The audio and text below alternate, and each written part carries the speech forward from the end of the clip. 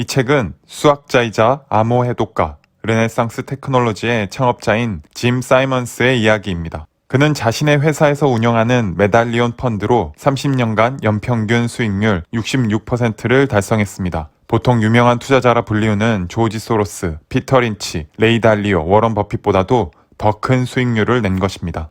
또 놀라운 것은 그의 투자 회사는 수학자들과 과학자들로 이루어져 있으며 회사의 투자 방식은 보통의 것과는 다르게 수학, 과학을 통해 시장의 패턴을 발견, 그에 상응하는 알고리즘을 활용했다는 것입니다. 수치만 보고 투자하는 퀀트 투자입니다. 사실 이 책을 구입해서 읽기 시작한 이유는 퀀트 투자에 대한 인사이트를 얻을 수 있을까 하는 기대감에서였는데 책의 내용은 실질적 투자 방법을 소개한다기보다는 짐 사이먼스의 인생을 담은 자서전 같은 책이었습니다. 큰 업적을 남긴 수학자이자 투자자의 인생을 간접적으로 경험하며 또 하나의 투자 방식보다 더 큰 깨달음을 얻을 수 있지 않을까 하는 마음입니다. 짐 사이먼스의 인생 첫 번째 부분은 대학원 졸업 시절까지인데 여기서 인상적이었던 두 가지 포인트는 모험심과 돈에 대한 깨달음입니다. 그는 편안함에 안주하지 않는 모험심이 가득한 사람이었습니다. MIT 대학을 졸업한 직후에는 새로운 도전을 위해 7주간 스쿠터를 타고 길거리에서 노숙하며 콜롬비아의 수도 보고타까지 친구들과 여행을 떠나기도 했고 부모님이 반대하는 결혼을 몰래 강행하기도 했습니다. 무엇보다도 박사학위 취득 후 MIT 교수직을 얻었지만 또 새로운 모험이 필요했던 그는 친구와 함께 타일, 파이프 공장을 설립하기도 합니다. 그가 적극적으로 새로운 일을 찾아 나서는 일은 그 후로도 계속해서 이어지는데 그런 열정이 있었기에 큰 업적도 남길 수 있었다는 것은 뻔하지만 당연한 일이었겠지요. 매달 나오는 월급에 익숙해졌고 편안함에 안주하고 있다면 우리에게도 짐 사이먼스의 모험심이 필요한 때가 아닌가 싶습니다. 돈을 벌기 위해 짐 사이먼스는 열심히 일했고 그의 아내는 당시를 회상하며 남편은 돈이 곧 힘이라는 사실을 어린 나이에 깨달았다고 다른 사람이 돈의 힘으로 자신을 지배하기를 원치 않았다고 말합니다. 20대 초반 돈에 대한 깨달음은 그에게 큰 무기가 되었을 것입니다. 단순히 돈에 대한 부정적 생각이나 맹목적 추구보다는 그것에 대한 깊은 이해와 깨달음이 필요합니다. 어떻게 돈이 사회에서 움직이는지, 어떻게 진짜 힘이 되는지를 알 때 그것을 활용한 투자도 가능하겠지요. 계속해서 같이 알아가 봅시다. 이 이야기는 성공한 투자자이자 수학자인 짐 사이먼스의 이야기입니다. 어린 시절 생각하기를 좋아했던 사이먼스는 1958년 20살의 나이에 MIT에서 수학 전공으로 졸업했고 1962년 버클리에서 박사학위를 받습니다. MIT에서 3년간의 교수직 계약을 성공하지만 평범한 교수의 삶만을 원치 않았던 그는 비닐 바닥 타일과 PVC 파이프를 생산하는 공장을 시작하고 그 사업에서 자신의 역할을 다했다고 생각이 든 1963년에서야 하버드 대학교에서의 연구직을 수락합니다. 하지만 이내 그는 다른 종류의 일이 더 큰 성취감과 즐거움을 가져다 줄지도 모른다고 생각했고 1964년 미 국방분석연구소 IDA에서 암호 해독가가 됩니다. 재능 있는 연구원들과 부서 내부의 큰 개방성과 협력 관계가 조성된 팀 분위기 속에서 사이먼스는 크게 성장하게 됩니다. 냉전 시대였던 그 시절 그는 소련의 암호 코드를 감지하고 해독하는 일들을 했고 알고리즘을 만들어 컴퓨터에서 여러 일들을 시험해 보는 것을 좋아한다는 사실을 깨닫습니다. 연구원들에게 업무와 관련해 놀랄 만큼 많은 유연성을 부여했던 환경 덕에 팀원들과 다양한 일들을 시도해 볼 수 있었고 주식시장 관련된 회사 내부 논문을 발표하는데 그 내용이 전통적인 시장 접근 방식이 아닌 수학적 계산으로 시장의 가격을 관측하는 것이었습니다. 이것은 훗날 그가 개발하는 퀀트 투자의 모델의 시작점이라고 할 수도 있겠죠. 1967년까지 IDA에서 일했지만 베트남 전쟁 관련 정부의 부정적인 인터뷰를 한 탓에 기관에서 해고를 당하게 되었고 이 일은 사이먼스가 교직을 시작하게 되는 계기가 되었습니다. 1968년 30살 나이에 사이먼스는 스토니 브룩 대학교에서 학과장을 맡게 되었는데 유명한 수학자 20명을 고용해 세계 인류 기하학 센터 중 하나를 구성하는 데 성공합니다. 1974년 천싱셴 교수와 불변량을 소개하는 논문을 발표 1976년 37의 나이에 기하학 분야에서 가장 영예로운 상인 미국 미국 수학학회의 오즈월드 베블린 기하학상을 수상했습니다. 자신의 전문 분야에서 정점에 이르렀을 때 그는 또다시 새로운 모험을 원했고 1978년 수학계를 떠나 투자회사를 설립합니다. 다음 주는 그의 투자회사 시절 이야기를 들려드리도록 하겠습니다.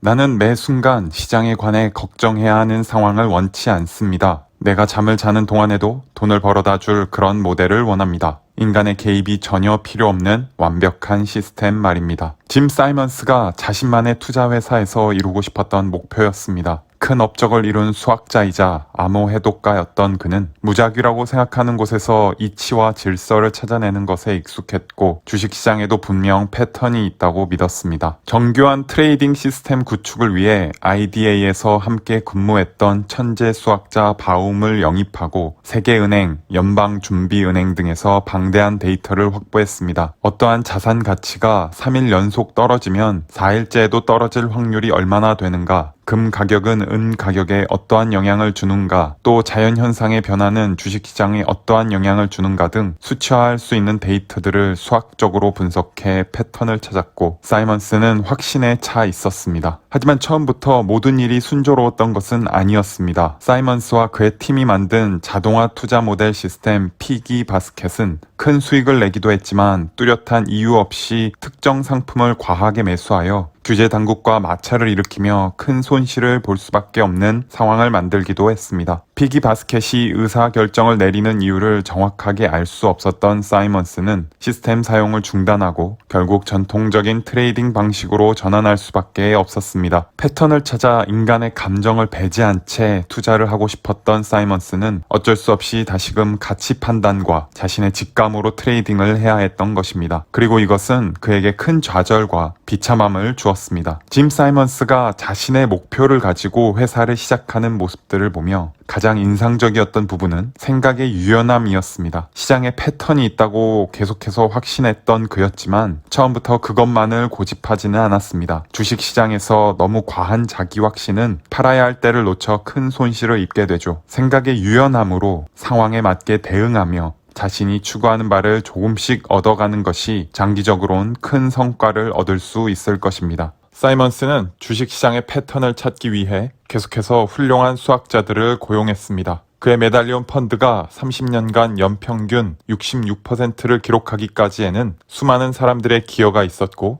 알고리즘은 그 기여에 발맞추어 더욱더 정교해져 갔습니다. 수학자 카르모나는 초기 형태의 머신러닝적 투자 방식 시스템을 적용했던 인물이었습니다. 과거 데이터들의 상관관계를 해석하는 데 있어서 전적으로 컴퓨터 시스템에 맡기자는 주장을 합니다. 예를 들어 1, 3, 5, 7 다음에 오는 숫자를 예측할 때 모든 숫자에 2가 더해졌기 때문에 다음 숫자는 9야 라는 방법으로 패턴을 찾는 것이 아닌 무수히 많은 1, 3, 5, 7, 9 데이터를 보유하고 1, 3, 5, 7이란 상황이 되었을 때 컴퓨터가 알아서 방대한 양의 1, 3, 5, 7, 9를 바탕으로 다음 숫자 9를 예측하는 방식입니다. 현재의 트레이딩 환경을 지금과 비슷한 과거 환경들을 찾아내 다음 가격이 어떻게 움직였는지를 예측하는 방식인 것이죠. 머신러닝을 장착한 바둑 AI가 다음 수를 찾아내는 것과 유사한 방식이라고 할 수 있습니다. 이 방법이 당시에는 꽤나 급진적이었기에 시장의 패턴을 누구보다 찾고 싶었던 사이먼스였지만 시스템이 정확히 무엇을 하려는 건지 파악할 수 없어 받아들이기 힘들어 했을 정도였습니다. 이 알고리즘이 이루어지기 위해서는 방대한 양의 과거 데이터가 필수적인데 이 일은 수학자 스트라우스가 훌륭하게 해냈습니다. 전산 자료가 완벽할 수 없었던 시절 누락된 데이터들을 추정하는 시스템까지 제작하여 빼곡하게 과거 데이터들을 채워 나갔습니다. 컴퓨터 시스템의 발전과 많은 데이터를 기본으로 한 알고리즘은 분명 성과를 내기 시작했습니다. 수학자 벌캄프는 또 한 번 알고리즘의 약점을 찾아냈고 조금 더 단기적으로 자주 매매하는 보통의 매매를 적게 하는 방식과는 다른 방법을 적용, 메달리온 펀드는 비로소 큰 수익을 얻어내기 시작합니다. 생각보다 더 많은 다양한 사람들이 많은 다른 관점으로 시장을 풀어내려고 노력했던 모습들이 인상적이었습니다. 계속해서 사이먼스의 메달리온 펀드 이야기입니다. 방대한 양의 과거 데이터를 가지고 시장의 패턴을 찾아갔습니다. 이제는 그 패턴이 만들어지는 이유를 아는 것이 꼭 중요한 것은 아니었습니다. 설명되지 않고 겨우 감지할 수 있는 패턴들도 찾아 매매에 적용했습니다. 예를 들면 일부 투자 상품의 가격은 주요 경제 보고서가 나오기 직전 하락하고 보고서가 나온 후 상승하는 경향을 보인다던가, 월요일의 가격은 그 전주 금요일 가격에 큰 영향을 받는다던가, 마르크화가 오르면 꼭 그 다음 날도 오를 가능성이 높다던가 였습니다. 사이먼스의 팀은 더 정확한 정보들을 계속해서 확보하며 크게 앞서 나갔습니다. 사이먼스는 시장의 패턴을 가지고 시스템적으로 투자하는 확실한 방법을 개발했다고 확신했습니다. 하지만 저자는 그 당시 사이먼스는 투자의 역사를 완벽히 이해하지 못했고 그 방식이 그가 생각하는 것만큼 독창적이지 않았다고 말합니다. 이미 수많은 트레이더들이 비슷한 방법들을 사용했고 폭삭 망하기도 했으며 큰 투자 금액의 퀀트 전략을 최초로 적용한 에드워드 소프 같은 일부는 이미 사이먼스보다도 앞서고 있었다라고 말이죠. 이 부분에서 개인적으로 강조하고 싶은 것은 참 많은 사람들이 이미 내가 걷고자 하는 길을 먼저 걸어갔을 수 있겠다라는 것을 인지하는 것입니다.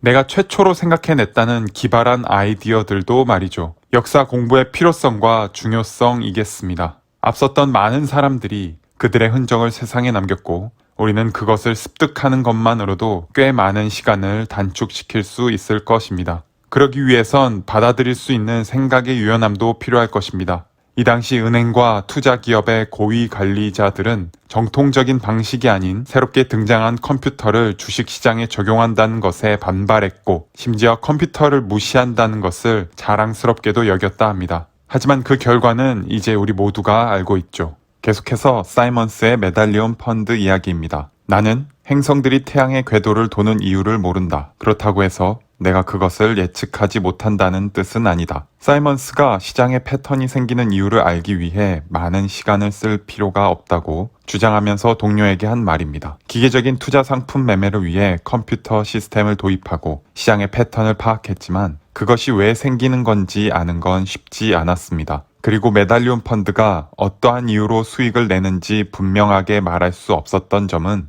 투자자에게도 또 펀드 운영자에게도 큰 불안감을 안겨주었습니다. 하지만 분명 원인을 알 수 없어도 예측만 할 수 있다면 그것이 무엇이건 활용할 수는 있을 것입니다. 그렇게 정교해진 메달리온 펀드는 계속해서 수익을 냈습니다. 그렇다면 시장에는 왜 패턴이 생기는 것일까요? 저자는 투자자들의 심리에 대해 이야기합니다. 예를 들어 투자자들은 수익에서 얻는 기쁨보다 손실에서 더 많이 힘들어하는 손실을 회피하려는 편향이 있습니다. 내가 투자한 것이 조금이라도 떨어질 것 같은 상황이 되면 무서워서 매도하는 보수적인 투자를 하게 만들죠. 또 나의 처음 지식이나 경험으로 왜곡된 상황 판단을 하기도 하고 내가 투자한 상품들에 과한 가치를 부여하기도 합니다. 이러한 심리가 있기에 전 고점의 가격대에서는 강력한 가격 저항으로 또 전 저점의 가격대에서는 강력한 지지 가격대로 작동하기도 하죠. 투자자들의 비이성적인 행동과 판단 그리고 인간의 공통된 감정들이 시장의 패턴을 만들어내었고 메달리온 펀드는 그 점을 파악, 시장에서 큰 수익을 올렸던 것입니다. 사이먼스는 상품과 통화, 채권 거래에서 필승법을 찾아낸 것 같았습니다. 하지만 그의 회사가 더욱 성장하기 위해서는 메달리온 펀드가 지금보다 더 규모가 큰 주식 시장에서 수익을 내야만 했습니다. 상품과 통화, 채권 시장에서 안정적인 수익을 올리던 사이먼스의 메달리온 펀드는 이제 더 큰 시장인 주식 시장에서 시장의 패턴을 활용한 알고리즘 거래로 큰 수익을 올리기 위해 계속해서 노력했습니다. 그 과정을 계속해서 읽다 보면 시장을 풀어낸 수학자라는 책 제목을 시장을 풀어낸 수학자들과 과학자 그리고 그 외 많은 사람들로 바꿔야 하는 것은 아닌가라는 생각을 가지게 됩니다. 메달리온 펀드 하면 짐 사이먼스를 떠올리게 되고 그가 모든 것을 이룬 것처럼 상상하게 되지만 사실 결정적으로 시장을 풀어내기 위한 알고리즘을 만들어내고 발전시킨 사람들은 르네상스 테크놀로지에서 일했던 수학자들과 과학자들이었습니다. 사이먼스의 역할은 능력 있는 사람들을 영입하고 팀에 적응시키며 또 큰 투자자들에게 찾아가 펀드를 소개하고 영업하는 역할이 더 컸죠. 외향적이고 내향적인 서로 다른 성향의 수학자들을 잘 배치해 큰 협력을 이끌어냈고 시장을 잘 아는 월가의 배경을 가진 사람들이 아니라 시야를 넓혀서 더 다양한 사람들을 기용, 투자의 다각화를 노렸습니다. 나이가 어리지만 실력이 있다면 기용해서 메달리온 펀드가 가진 문제를 해결하는데 큰 역할을 하게도 만들었습니다. 큰 의미에서 보면 시장을 풀어낸 수학자는 사이먼스가 맞습니다. 하지만 그것이 그의 수학적 능력만이 드러나고 리더십이 가리워졌던 건 아닌가 싶습니다. 가치 투자자 피터 린치, 매크로 투자자 스탠리 드러켄밀러, 채권왕 빌 그로스 등 그 시대 더 많은 인정을 받았던 투자자들과 또 투자 방식들과 함께하며 자신의 신념을 지키고 팀을 격려하며 이끌어가야 했던 사이먼스가 시장을 풀어낼 수 있었던 건 꼭 그의 수학적 능력만은 아니었습니다. 천재 수학자이자 또 동시에 성공한 경영자였던 사이먼스는 시장의 패턴을 이용한 거래 알고리즘을 만들어내기 위해 자신만의 경영 원칙을 가지고 회사를 이끌어갔습니다. 크게 회사에는 수평적 구조와 수직적 구조가 있습니다. 최근에 들어 수평적 구조의 중요성이 강조되고 있지만 어떤 것이 좋은 구조라고 정의하기보다는 그 회사가 추구하는 방향에 따라 더 적합한 모델이 있을 것입니다. 제조업 생산 라인의 경우 빈틈없이 관리된 수직적 구조와 세밀한 보고가 회사의 손실을 막고 생산량을 증대할 수 있을 것이지만 제품 아이디어를 만들어내야 하는 소수가 큰 가치를 창출하게 되는 팀에선 수평적 구조가 보다 큰 성과를 만들어낼 수 있겠죠. 사이먼스는 처음부터 철저하게 당시에는 흔치 않았던 개방형 문화로 회사를 이끌어 갔습니다. 과거 국방분석연구소 IDA에서의 수평적 근무 환경이 그에게 큰 영향을 주었고 그것과 비슷한 조직 문화를 만들려고 노력했습니다. 르네상스 테크놀로지의 직원들은 동료들의 사무실을 자유롭게 돌아다니며 자신의 의견을 편하게 말할 수 있었고 함께 협업하는 문화를 조성하였습니다. 중요한 아이디어들이 헛되이 버려지는 일이 절대로 생기지 않기 위해 모두의 의견이 들려지도록 노력한 것이죠. 외부에는 자신들의 투자 알고리즘이 절대로 새어나가지 않도록 큰 노력을 했지만 회사 직원 모두에게는 알고리즘 소스 코드가 공개되어 있을 정도였습니다. 시장의 패턴을 읽는다라는 새로운 아이디어가 필요한 목표에 적합한 경영 방식이었다고 할 수 있습니다. 사이먼스가 한 가지 더 강조했던 원칙이 있는데 그것은 트레이딩 알고리즘을 절대로 완전히 신뢰하지 말라라는 말이었습니다. 말처럼 쉽게 이 원칙을 지킬 수 있었던 것은 아니었습니다. 퀀트 투자를 채택했던 다른 회사들이 자신들의 알고리즘을 너무 과하게 맹신한 탓에 무너졌지만 사이먼스의 팀은 유연한 사고력으로 시장의 많은 위기들을 넘어갈 수 있었습니다. 사이먼스의 르네상스 테크놀로지는 마침내 인간의 개입 없이 시스템으로 자동 거래하는 원래 목표에 가까워졌고 엄청난 양의 시장 정보 데이터를 소화하며 수익은 계속 커져 갔습니다. 사이먼스, 브라운과 머서, 고위 임원들과 직원들은 모두 부자가 되었고 수학자와 과학자들로만 이루어졌던 집단에서 처음에는 큰 돈을 버는 것이 부끄러웠던 이들도 이내 그들의 부를 즐기기 시작했습니다. 큰 저택을 구입하고 작은 중소형 차들만 가득했던 회사 주차장은 값비싼 고급차들로 채워지기 시작했으며 때로는 헬리콥터를 이용하기도 했습니다. 하지만 트레이딩으로 얻은 그들의 수익에 누군가는 손해를 입었다는 사실이 자신들의 부의 정당화를 위한 내적 갈등을 강요당하기도 했는데 인간은 보통 사회에 공헌하는 일인지 아닌지의 여부에 따라 자신들의 일에 대한 가치와 동기가 부여되기도 하기 때문일 겁니다. 시장에서 큰 돈을 벌고 난 후 그들의 행적을 읽으며 흥미로웠던 부분 또한 그랬습니다. 충분한 부를 축적한 뒤에는 버는 돈을 기부하겠다고 마음먹은 직원들도 있었다는 것입니다. 물론 많이 가진 자가 기부를 한다는 것은 너무나 당연한 이야기처럼 들리지만 새삼 큰 부를 이루고 나서 왜 기부를 하겠다는 마음이 들었는지 그러한 생각을 하게 되는 인간의 본성이 궁금했습니다. 인간은 사회적 동물이기 때문에 오랜 세월 사회에서 살아남기 위해 자기 것을 나누는 것이 본능이 되어서 그런 것일까요? 하지만 때로는 생존이 아닌 자신을 희생하면서까지 자기 것을 나누는 일들도 일어나는 것을 보면 또 내 것을 나눌 때 맛볼 수 있는 그 마음의 채워짐을 생각해보면 인간의 본능이란 것이 신기하기도 합니다. 주식시장에서 큰 성공을 거둔 사이먼스의 르네상스 테크놀로지는 이제 새로운 문제와 도전에 직면해 있었습니다. 그들이 운용하는 펀드의 규모는 커졌고 그 커짐에 따라 함께 일하는 직원들과 새로운 기술들도 도입되었습니다. 직원들이 많아지고 새로운 세대들이 회사에 합류하자 서로가 자신의 의견을 가감없이 나눴던 르네상스 테크놀로지의 문화가 무너졌습니다. 옛날 기술을 사용하고 이제는 회사에 크게 기여하는 것이 없어 보이지만 자기보다 더 많은 돈을 가져가는 구세대의 직원들에게 새로운 직원들은 불만을 가지기 시작했고 심각하게 두 패로 나뉘어 회사의 분열이 일어난 상황이었습니다. 사이먼스는 결정을 해야 했습니다. 분열을 조성하는 그룹을 도려내어 회사의 단합을 이루어야 했습니다. 하지만 그들을 해고한다면 펀드 운영에 큰 차질은 분명했고 그들이 회사를 나가 르네상스의 비밀을 누설할지도 모른다는 위험이 있었습니다. 놀랍게도 사이먼스는 이 문제를 조직 개편이 아닌 새로운 목표 제시로 풀어냈습니다.